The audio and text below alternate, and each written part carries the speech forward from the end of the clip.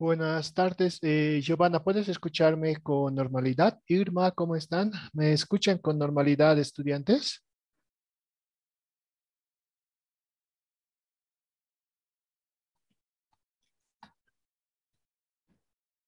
¿Me podrían, por favor, confirmar si es que me escuchan con normalidad? Buenas tardes, licenciado César, ¿puedo escuchar? Muchas gracias, Irma. Entonces, vamos a comenzar nuestra sesión y para este propósito voy a abrir los recursos que vamos a usar. No sé si han revisado los recursos, hay varios que he cargado en la plataforma Moodle. ¿Han podido revisar, descargar los mismos? No sé si me podrían comentar, por favor.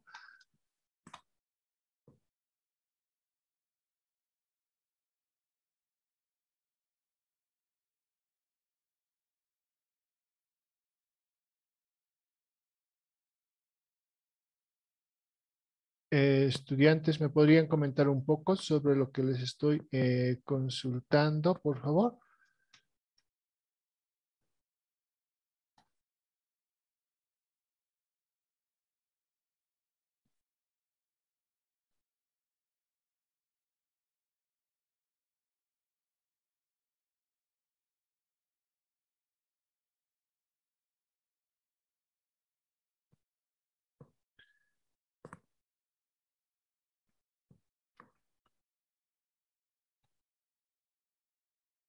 Ya, a ver, vamos a entonces comenzar. Denme un segundo. Estoy ya casi con todo listo. Estoy admitiendo a los que están ingresando recién. Eh,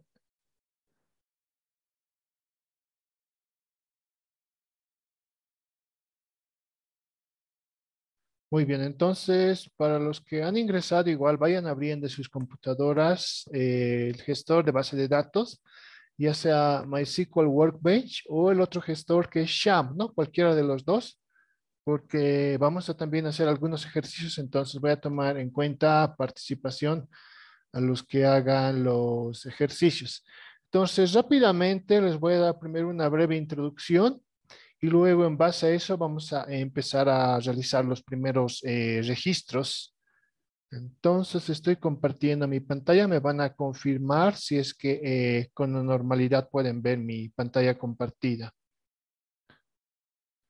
¿Pueden ver mi pantalla compartida con normalidad? Sí, Buenas licenciado. tardes, sí, licenciado. Sí, se puede ver. Muy bien, entonces vamos a ir. No, ustedes ya conocen, ya saben cómo ingresar. Cada vez que ingresen van a dar doble clic o un clic a la instancia local, ¿no? Dice local instance y ahí, dependiendo de la versión que han instalado, les va a mostrar MySQL, ¿no? Por ejemplo, yo tenía instalada alguna vez la 8.0, por eso me muestra MySQL 80, ¿no? Si alguno ha instalado la versión MySQL 5.6, le va a mostrar MySQL 56, ¿no? Pero ya una vez que ingresen, ya van a poder navegar, ¿no? Como referencia, esta es la contraseña propuesta que yo les había indicado. Entonces, a grandes rasgos, nosotros realizamos las consultas en esta ventana, donde dice Limit to 1000 rows, significa límite a 1000 filas.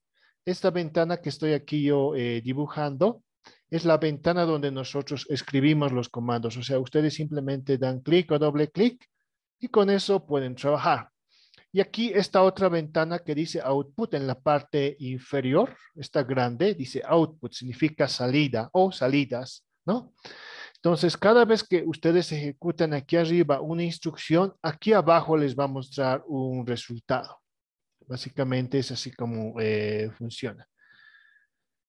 Otro aspecto, base de datos o database significa, es lo mismo que esquema. Database o esquema son el mismo concepto, ¿no? Alguna vez yo puedo decir esquema significa base de datos, entonces es bueno que se acostumbren a esa nomenclatura. Continuando entonces, la idea, no olviden, para su trabajo es que ustedes puedan elaborar un diagrama. Ese diagrama lo pueden elaborar en Visio, lo pueden elaborar en Paint, mejor si lo elaboran en PowerPoint porque es una herramienta con la que hemos trabajado, ¿no? Pero básicamente tienen que dibujar cuadros Y en cada cuadro van a tener un campo principal, ¿no es cierto? Por ejemplo, en esta tablita ventas, el campo principal es número de compra. En esta otra tablita que se llama cliente, el campo principal es ID barra baja cliente, que significa identificador de cliente. En esta otra tablita que dice ítems, el campo principal es código barra baja ítem, ¿no? Que es el código del ítem, el código del producto, ¿no? Y la última tabla que dice compañías, le he puesto con N porque muchas veces no es bueno utilizar algunas letras como la ñ, ¿no? O caracteres que tienen tilde. Entonces, en esta última tabla que hace referencia a las compañías, le he puesto ID barra baja compañía, que es el identificador de la compañía, ¿no? Y los otros campos de esa tablita son el nombre compañía, que es el nombre de la compañía, y número barra baja teléfono barra baja sucursal. Si se dan de cuenta, cuando ustedes asignen los nombres a los atributos, cada uno de estos es un atributo o campo, ¿no? O si quieren, ustedes lo van a entender mejor como columna. Cada uno de estos elementos va a ser una columna en su tabla. Cuando ustedes le asignan un nombre, nunca pueden dar espacio, ¿no? En lugar de espacio, pueden poner barra baja, ¿no? Tal cual se muestra aquí. Entonces, esa es una recomendación importante.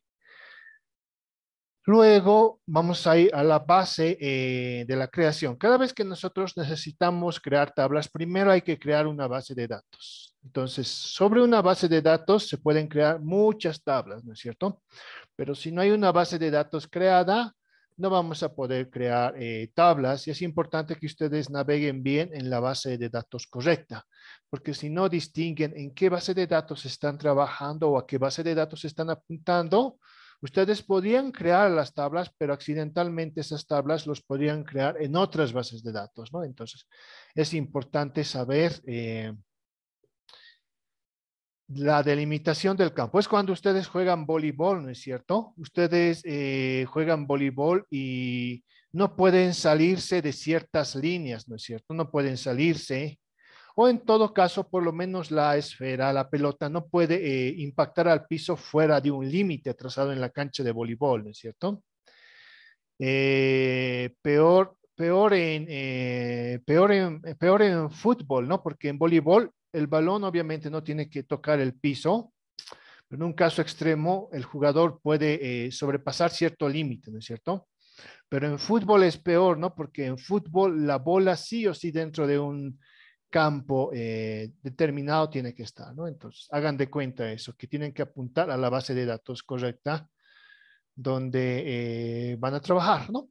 Ahora, create database y el nombre de la base de datos es la sintaxis, esta que ven aquí en la línea segmentada en color azul. Y a cada final de sentencia le van a poner siempre punto y coma, ¿no? Si no le ponen ese punto y coma, les va a saltar error, ¿no? Por lo menos en la herramienta Workbench MySQL es obligatorio, ¿no? Siempre el punto y coma después de cada instrucción. Ahora, se puede personalizar. Muchas veces nosotros podemos crear bases de datos y no nos damos cuenta que algunas existen. Entonces, create database, if not exists, significa crear base de datos si no existe, y ahí le ponen el nombre de su base de datos, ¿no es cierto? Ventas. Y después cierran la instrucción con punto y coma. Entonces, esta es una opción adicional para crear una base de datos si es que no existe. ¿Por qué? Porque muchas veces ya puede existir una base de datos creada con un nombre, ¿no es cierto? Entonces, por eso que también identifiquen y piensen un nombre apropiado para la base de datos que ustedes están creando. Seguimos entonces. Luego de que vamos a haber creado nosotros una base de datos, a continuación vamos a poder crear una tabla. Entonces, cuando nosotros creemos una tabla, vamos a utilizar esta sintaxis. Create table. Ustedes están aprendiendo idioma inglés, ¿no? Entonces, ustedes dirán, ¿cómo aplicamos el idioma inglés en materia o en carrera? Precisamente aquí es como están viendo, que es donde se aplica el idioma inglés, ¿no? En instrucciones como create table, create database, están aplicando instrucciones verbos, ¿no es cierto? Entonces, create table, la estructura base, y aquí le ponen el nombre de su tabla, ¿no? Coincidentemente, una de las tablas de mi base de datos ventas también se llama ventas, ¿no? Entonces, esta primera tabla se llama ventas, pero cuando yo pongo ventas, inmediatamente después tengo que poner, tengo que abrir un paréntesis y cerrar un paréntesis, ¿no es cierto? Y después pongo punto y coma porque eso va a cerrar toda esta instrucción. Pero ¿qué pongo dentro del paréntesis? Entiendan a esto como si fuese una función. Hagan de cuenta como si fuese una función. Ustedes seguramente han llevado la materia o están llevando la materia Mat 100, ¿no es cierto? Cuando ustedes definen una función y es igual a f de x, ¿no es cierto? Los argumentos de la función siempre van a ir dentro del paréntesis, ¿no? Entonces aquí dentro de estos paréntesis, ¿qué argumentos vamos a poner? Esos argumentos para nosotros van a ser los atributos. Entonces este número de compra es un atributo. Esta fecha de compra es otro atributo. Este identificador del cliente, otro atributo, y finalmente tenemos el código de ítem como otro atributo. Pero para nosotros entender qué es un atributo es un campo. Pero para que ustedes lo entiendan más fácil, un campo es una columna dentro de una tabla, ¿no? Entonces hagan de cuenta que aquí simplemente estamos declarando columna por columna que va a estar registrada dentro de nuestra tabla ventas. Entonces, después tenemos que poner parámetros específicos para cada una de estas columnas, para cada uno de estos atributos. Entonces, aquí, por ejemplo, ponemos int, ¿no? Ahora uno dirá, ¿qué es int? Int viene de integer. ¿Y qué es integer en inglés? Integer es entero y hace referencia a números enteros, ¿no? Después, ¿qué es not null? Not null en inglés. Not null significa no nulo. Entonces, cuando nosotros definimos no nulo, ¿qué significa? Que cualquier dato, o sea, es decir, que este atributo, este campo, siempre tiene que tener un dato para cualquier elemento que registremos en esta tabla ventas, ¿no? Eso significa, para eso nos ayuda. Y después hay otra propiedad que se llama auto-increment, auto/increment. ¿Eso qué significa? Autoincrementar. Es decir, que si yo, por ejemplo, he empezado con el identificador, no sé, hay un registro que es el 100, el siguiente automáticamente va a ser el 101, el siguiente el 102, y así es como se va a autoincrementar. Eso significa. Y primary key, esto es un aspecto muy importante. Esto puedo preguntar tranquilamente en su examen. Por si acaso ustedes van a tener un examen en el hito 5, ¿no? En el hito 5 lamentablemente tenemos muy poco tiempo, entonces la única actividad de evaluación procesual en el hito 5 va a ser una evaluación de conocimientos, pero en base a todo lo que estamos avanzando ahora sobre bases de datos, ¿no? Entonces tienen que prepararse bien porque puede ser una evaluación técnica mucho más aplicada, ¿no? Entonces, va a depender mucho de cuánto estudien y cuánto usen precisamente el gestor de base de datos. Muy bien. Vamos entonces nosotros seguir. Entonces la clave primaria, ¿qué significa? Primary key significa clave o llave primaria, ¿no? Cualquier opción sirve. Primary key es clave o llave primaria. Entonces, ¿qué significa? Que este campo siempre va a tener un número o un valor único para cada uno de estos elementos, ¿no? Hagan de cuenta que es como el carnet de identidad, ¿no? Si nosotros creamos una tablita de estudiantes y queremos registrar un campo que tenga un valor único a cada componente, ¿qué campo podría ser, ¿no? Ese campo podría ser el carnet de identidad o podría ser el registro universitario. ¿Por qué? Porque se entiende que solamente existe un solo estudiante con un registro universitario. Entonces, para esta tabla de ventas, cuando nosotros decimos número de compra, para una compra que se haya realizado, si haya sido un lápiz, un libro, una puntabola, etcétera, va a existir un único registro numérico para esa compra realizada, ¿no? Entonces, así es como podemos entender inicialmente esta tabla. Luego tenemos fecha de compra. La fecha de compra la vamos a registrar en un formato de fecha, eso lo vamos a ver enseguida. Y ponemos date, ¿no? Por eso date significa fecha. Entonces, cuando ponemos date tiene un formato bien específico. No es como poner un número o una letra o una cadena de texto de manera simple, ¿no? Date tiene un formato específico que también enseguida lo vamos a ver. Y not null porque estamos obligando a que sí o sí tenga datos ese campo dentro de nuestra tabla. Luego, ID de clientes, identificador de cliente, igual va a ser un número entero. Y finalmente tenemos código barra baja ítem, que es el código del ítem. Y esto está declarado como varchar, ¿no? Y entre paréntesis 10. ¿Qué significa varchar? Significa variable de carácter, ¿no? En realidad es un carácter variable. ¿Qué quiere decir carácter variable? Que se le puede registrar cualquier letra o número, ¿no? Podría tener letras, podría tener números, algunos símbolos del código ANSI. Pero como dice 10, quiere decir que hasta 10 letras o hasta 10 caracteres se podría poner en un valor, ¿no? También lo estamos definiendo como not null.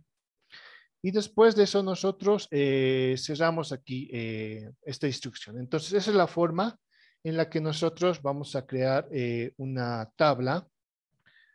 Luego hay aquí otra tablita que es un poco más sencilla, ¿no? Entonces, como nosotros estamos volviendo a crear una tabla, muchas veces es bueno especificar qué base de datos estamos usando. Y para eso utilizamos la instrucción use y ponemos después use espacio y ahí registramos el nombre de la tabla que nosotros estamos usando, ¿no? Entonces, perdón, no es el nombre de la tabla, este es el nombre de la base de datos, ¿no? Entonces, cada vez que yo escriba use y pongo ahí el nombre de la base de datos en la que quiero registrar datos o quiero trabajar, entonces automáticamente va a apuntar correctamente a la base de datos donde tengo que trabajar. Esto sobre todo se usa cuando, por ejemplo, ustedes han empezado a escribir un script hoy día y hagan de cuenta que han trabajado un poco tarde, mañana siguen trabajando, entonces si quieren volver a la misma base de datos, entonces es bueno primero ejecutar este comando que es use y el nombre de la base de datos, que es donde quieren crear o modificar información. Entonces aquí estoy creando una nueva tabla, ¿no? Create table, clientes, y como ustedes saben, simplemente abro ahí paréntesis, cierro paréntesis, y dentro de los atributos, es decir, las columnas, voy a registrar 5 campos, ¿no? El primer campo es ID barra baja cliente, y va a almacenar datos tipo entero, ¿no? Por eso int, que significa integer, o sea, int viene de integer, e integer en inglés significa entero, es decir, hace referencia a números enteros. Luego, nombre. Como el nombre puede ser largo, hagan de cuenta Augusto, no sé, hagan de cuenta que hay un nombre largo como Augusto Salomino, no sé, me estoy inventando, Augusto Salomino. Entonces, este Augusto Salomino podría tener más de 20 caracteres o podría llegar a los 50 caracteres, no sé, dependiendo cuán largo es, ¿no es cierto? El nombre. Por eso le he puesto 255. Así nos aseguramos que si alguien registra un nombre muy extenso, muy largo, no va a haber problemas y va a poder guardar, ¿no es cierto?, el valor de ese nombre. Para apellido, lo propio, ¿no? Igual registramos, luego la dirección de email, igual ponemos varchar 255. ¿Por qué varchar? Porque son cadenas de texto que pueden incluir números, pueden incluir letras y además pueden incluir algunos caracteres especiales como la barra baja o la tecla arroba, ¿no es cierto? Hay valores especiales, ¿no es cierto? Como el ampersand, el símbolo de dólar, etcétera. Entonces, para eso nos sirve mucho declarar varchar, porque cuando declaramos varchar, cualquier tipo de texto nosotros podemos registrar. Luego vamos a tener en esta tabla clientes otro campo o atributo que se llama número de quejas y ese va a estar registrado como un valor del tipo entero, ¿no? Por eso lo hemos puesto ahí. Y con eso ya cierran la instrucción, ¿no? Y sigamos. Ahora voy a entrar a esta parte. Esta parte presten la atención porque aquí les va a dar una mejor referencia a lo que estamos viendo. Siempre que nosotros declaramos ahí nuestras tablas, en las tablas, si se han dado cuenta, también estamos declarando los atributos que vamos a registrar, ¿no? Entonces, para cada atributo o campo, siempre tenemos que especificar el tipo de datos, ¿no? El tipo de datos que vamos a insertar en cada columna de la tabla. Existen diferentes tipos de datos que representan distintos tipos de información, los cuales pueden estar contenidos en una sola columna, ¿no? Hagan de cuenta esto, les voy a un poco refrescar lo que nosotros hacíamos en Excel. Denme un segundo. Solo para que les dé una idea por qué es importante manejar tipo de datos, ¿no? Yo tengo aquí mi archivito Excel, ¿no? Entonces hagan de cuenta que aquí registro números, no sé, nombre,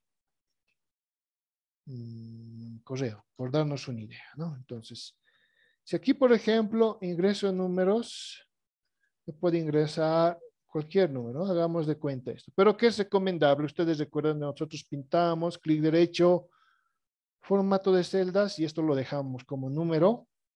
Y si eran números enteros, además aquí le poníamos que tenga 0 posiciones decimales, ¿no es cierto? 0 posiciones decimales, ¿no? Entonces siempre se va a reconocer como número, ¿no?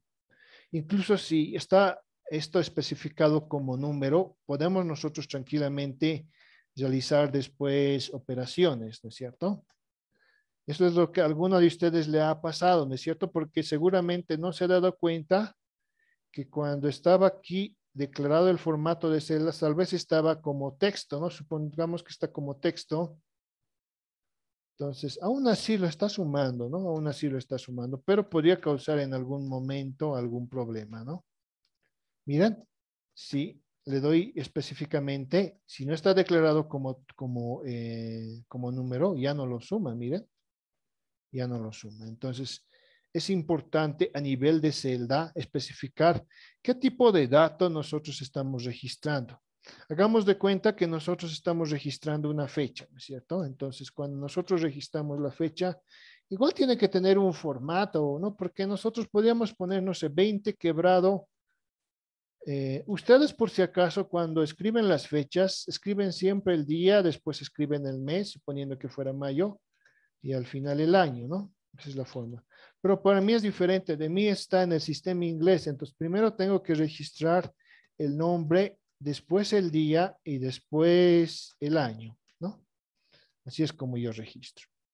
Vamos a asumir, me voy a inventar otras fechas, no sé, que esto sea abril, por ejemplo, y que sea el 3 de abril, por ejemplo, que sea diciembre, y esto que sea el 31 de diciembre. Suficiente. Si yo, por ejemplo, agarro esto, le doy clic derecho y le doy formato de celdas, yo puedo personalizar esto a fecha, ¿no? Incluso podría elegir otra de estas opciones. ¿Qué tal si escojo esta?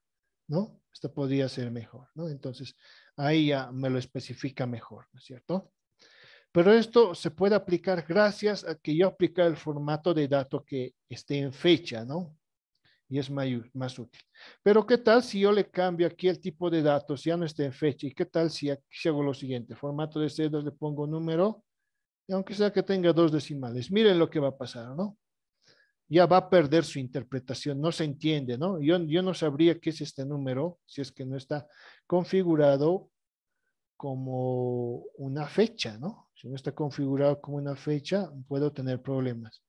Entonces, hagan de cuenta que las bases de datos son exactamente lo mismo, solo que como han visto antes, nosotros, en lugar de que en la tablita le demos clic, escojamos la opción, nosotros al inicio declaramos, ¿no? Este identificador de cliente va a ser un número entero. Este campo va a ser un campo para registrar caracteres variables de hasta 255 espacios, ¿no? Entonces, aquí estamos haciendo algo parecido a lo que hemos hecho en Excel, pero con instrucciones, ¿no es cierto? Cuando nosotros manejamos instrucciones, aprendemos a programar. Y obviamente que si ustedes aprenden a usar instrucciones y a programar, o al menos la lógica de cómo programar, ustedes van a poder hacer cualquier cosa después en materias más avanzadas. Van a poder usar gestores estadísticos, bases de datos, van a poder trabajar con data lakes, o sea, maravillas pueden hacer, ¿no? Por eso es importante que entiendan la lógica de las instrucciones. Y para eso se usa idioma inglés, ¿no? Entonces, ustedes pueden decir, pero ¿para qué usamos el idioma inglés? Yo me animaría a decir que tranquilamente esta es la materia donde más utilizan el idioma inglés, ¿no? Por lo menos dentro de todas las materias que están en el primer semestre de su carrera. Entonces, así es como nosotros trabajamos. Entonces, si queremos utilizar una cadena de texto, no, normalmente hacemos referencia string. String significa cadena de texto, ¿no? Se utiliza para registrar cadenas de texto, pero en nuestro caso vamos a utilizar el varchar, ¿cierto? Entonces, esto se lo tienen que memorizar prácticamente, ¿no? Porque mientras más memoricen las frases o instrucciones de SQL, les va a ser más fácil trabajar. Después hay más datos, ¿no? Por ejemplo, aquí tengo cadena, cadena, string, string. Puede ser el nombre de una persona que se llame James, el nombre de una persona también puede ser Jackson, ¿no? Pero veamos qué es length. Length en inglés significa longitud, es decir, el número de caracteres. Entonces, en este caso, James tiene 5 símbolos, ¿no? La J, la A, la M, la E, la S son 5. En caso de Jackson, son 7. Entonces, esa longitud es lo que nos va a permitir definir la longitud, ¿no es cierto?, de nuestro carácter variable, ¿no? Entonces, varchar y entre paréntesis vamos a poner la longitud, ¿no? Por eso es importante entender. Entonces pueden ser dígitos, símbolos o espacios en blanco, pueden también ser utilizados en los formatos de cadena de texto. Contendrán solamente información de texto, ¿no? Por ejemplo, podría ser la dirección de Unifrance en la sede de La Paz, ¿no? Calle Héroes del Acre, número 1855, esquina Landaeta, ¿no? Es un ejemplo. Aquí si nosotros contamos debe tener unos 70 o unos 65 caracteres, ¿no? Entonces, si yo quisiera registrar en una tabla direcciones de edificios, ¿no? Podría definir que por lo menos tenga al menos 80 caracteres, ¿no? Porque puede haber una dirección bien larga y qué pasa cuando yo defino un valor pequeño, ya no voy a poder registrar toda mi cadena de texto, ¿no? Entonces, por eso es bueno saber manejar los límites, ¿no? Que se asignan a las tablas. Otros tipos de datos. Por si acaso es bueno distinguir que a nivel de registro de información, el texto siempre es diferente a los números. Y si nos vamos a los números, hablamos de los datos de tipo numérico.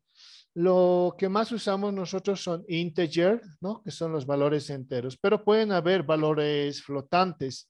¿Qué son los valores flotantes? Son aquellos valores, números que utilizan la coma o el punto decimal.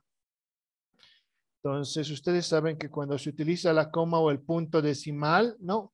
Se utiliza en realidad más espacio de memoria, ¿no? Hagan de cuenta que, por ejemplo, ustedes trabajan con un archivo Excel. Si en su archivo Excel registra números enteros, va a ocupar cierto espacio de memoria. Pero en el mismo ejercicio y en lugar de números enteros, utilicen números decimales y guarden ese archivo con otro nombre y comparen después el tamaño de los archivos, se van a dar cuenta que siempre los números con posiciones decimales ocupan más memoria, son más pesados. Y obviamente, si va a ser más pesado mientras más grande sea el número, ¿no? Ya sea un número positivo o un número negativo. Ahora nosotros utilizamos el formato decimal, podríamos, por ejemplo, definir decimal, ponemos 5,3. ¿Eso qué significa? Que todo nuestro número va a ocupar 5 posiciones en dígitos, ¿no? El 1, el 0, el 5, el 2 y el 3. Pero cuando después de esta coma especificamos el 3, significa que estamos utilizando 3 posiciones decimales, ¿no? Por eso es que solamente en el ejemplo ponemos el 5, el 2 y el 3. Ahora, ¿qué son estos valores? Fixed point tiene una definición específica de cuántos decimales y floating point, ¿no? Floating significa variante, flotante, va variando. Es un término igual que ustedes lo van a ver en microeconomía, macroeconomía. Tal vez no entienden todavía el término flotante o tal vez ya lo han visto en economía, ¿no? Es posible que ya entiendan ese término. Pero flotante porque puede variar de números muy pequeños a números grandes, ¿no? O incluso de números negativos a números positivos. Por ejemplo, ¿qué variables, qué parámetros son flotantes? Los tipos de cambio de algunas monedas, ¿no? Ustedes revisen, por ejemplo, el yen japonés, revisen otras monedas, sí que varían bastante en cuanto a su cotización al dólar. Un instante, denme estudiantes, tengo una llamada, solo denme un minuto, por favor.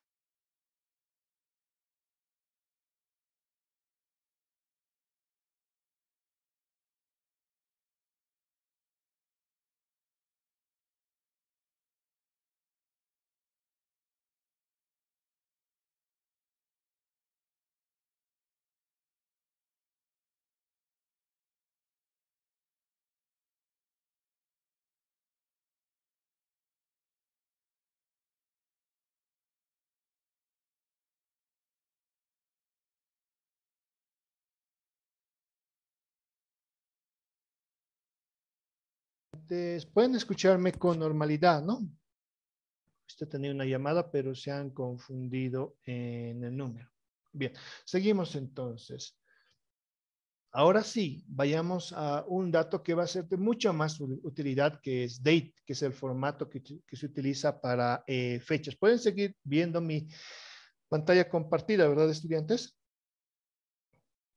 Licenciado. Sí, se puede apreciar. Muy bien, muchísimas gracias. Ya, esta es la última que vamos a ver. Después vamos a ir de lleno a hacer por lo menos 2 ejercicios simples. Entonces, otros datos útiles, date, que es la fecha, ¿no? Y es usado para representar una fecha en este formato. Sí o sí se usa este formato. YYY, ¿no? Ahora, ¿por qué YYY? Y significa ayer, ustedes que saben que eso significa año. M es de month, que significa mes, y D es de day, que significa día. Ahora, ¿por qué 4 veces la Y? Porque el año lo registramos con 4 dígitos, ¿no? Por eso 4 veces la Y. M lo digitamos con 2 letras M porque podemos utilizar hasta 2 dígitos, ¿no? O en realidad debemos utilizar 2 dígitos. ¿Eso qué quiere decir? Que si ustedes registran enero, puede causar problemas si le ponen 1. Si es enero, le tienen que poner 01, ¿verdad?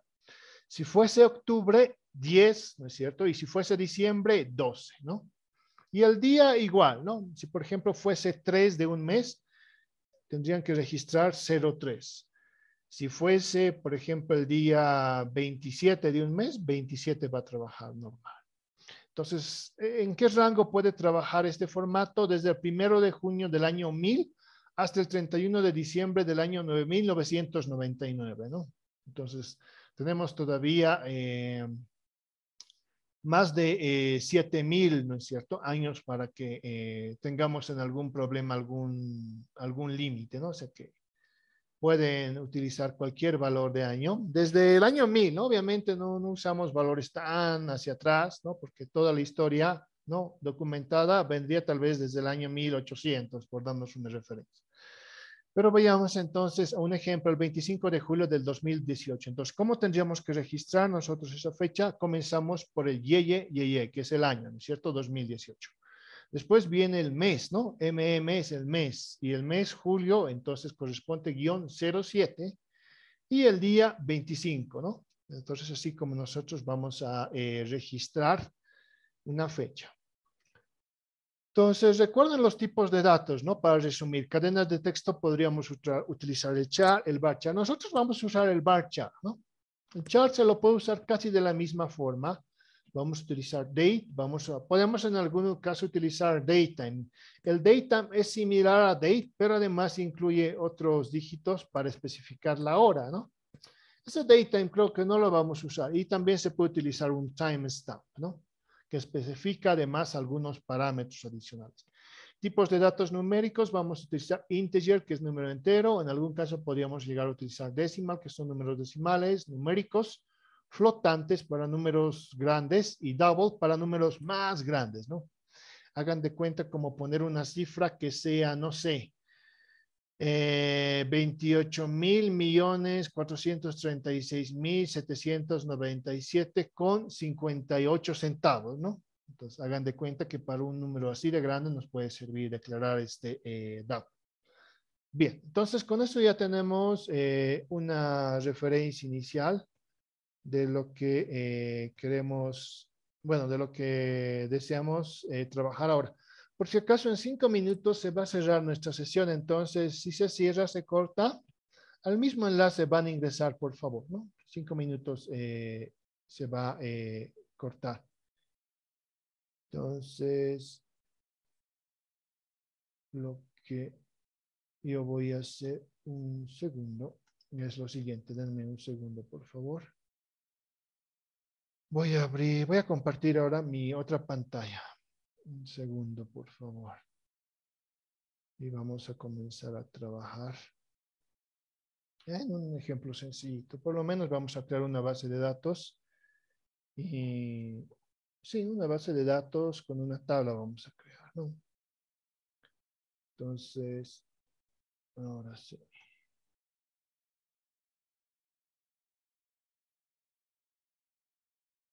Ahora sí, ahora sí.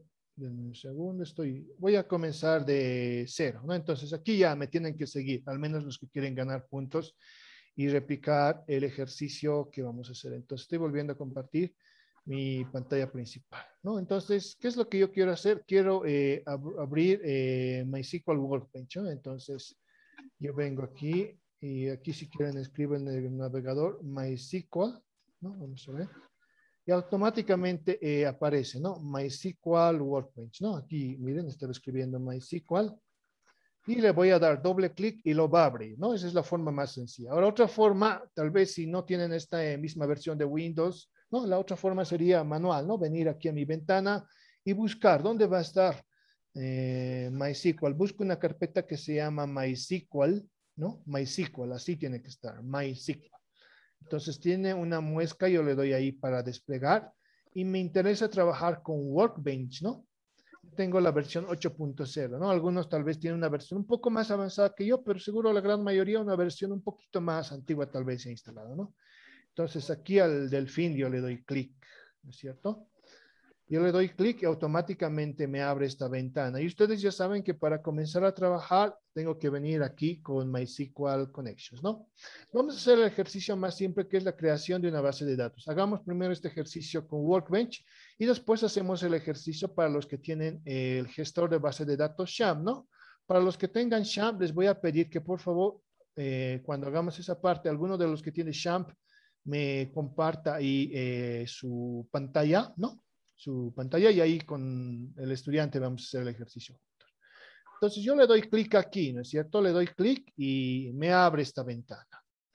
Ahora nuevamente es importante conocer las ventanas. Esta ventana se llama Navigator, significa navegador, ¿no? Donde estoy aquí moviéndome con el puntero del mouse. Entonces, aquí está todas las bases de datos que yo he ido creando. Seguramente ustedes que recién han instalado, solo les muestra esta base de datos que es del sistema. Esta base de datos es por defecto del sistema. Entonces, no es bueno modificar esta base de datos. No lo modifiquen. No hagan cambios aquí. Puede causarnos problemas. Pero obviamente en las otras bases de datos que vamos a ir creando, sí van a modificar y precisamente es el objetivo que ustedes hagan. Miren aquí, por ejemplo, tengo una base de datos que se llama Registro Estudiantil Universitario. Miren, esta ya tiene tablitas. Si yo vengo aquí a Tables y le doy clic en esta muesca, me va a desplegar cada una de las tablas que se tiene. Miren, son muchas tablas. Aquí si me vengo a datos de estudiante lo despliego, tiene varias columnas, ¿no? Tiene todas estas columnas, tiene código de estudiante, tiene carnet de identidad del estudiante, dirección email, número de celular, sede, número de root, ¿no? No sé qué registro es, pero es un ejemplo, ¿no? La idea es que nosotros podamos crear este tipo de tablas, ¿no? Eso es lo que ustedes tienen que hacer para su proyecto. Ya delito 4 y delito 5, ¿no? Delito 5 al menos tiene que estar bien hecho ya, bien creada su base de datos. Entonces vamos a crear nosotros nuestra primera base de datos. Pero aquí recuerden, ¿no? Tenemos dos pestañas. Una que es esquemas, que muestra la información, y otra que es administración. Esta de administración no la vamos a usar tanto, pero sí esta de esquemas la vamos a usar. Ahora, dependiendo de la versión, va a variar un poco, ¿no? De algunas versiones no se ve así, de algunas se ve aquí arriba la administración y más abajito se ve el esquemas. Pero la idea en realidad es que puedan ustedes de esa manera ir moviéndose y trabajando. Pues, bueno, más información a medida que nosotros vayamos definiendo se va a ir registrando aquí, ¿no? También aquí pueden ver información de la sesión. Miren, ahí está mi puerto, ¿no es cierto? La instancia, etcétera, ¿no? Pero eso no nos interesa mucho, más la información del objeto tal vez y aquí la parte de esquemas. Y no olviden siempre usar donde estoy apuntando, aquí tienen dos flechitas circulares que significa actualizar, ¿no? Cada vez que realizamos una modificación hay que darle clic ahí para que nos refresque, nos actualiza la información que vamos viendo. Y después aquí en la parte inferior existe la ventana Output que nos despliega la salida. Cada vez que nosotros escribimos una instrucción, siempre y cuando la instrucción se ejecute correctamente, aquí nos va a arrojar el resultado, ¿no? Y después aquí esta que dice SQL Additions, no la vamos a usar, ¿no? No es necesario que hasta de aquí le den importancia.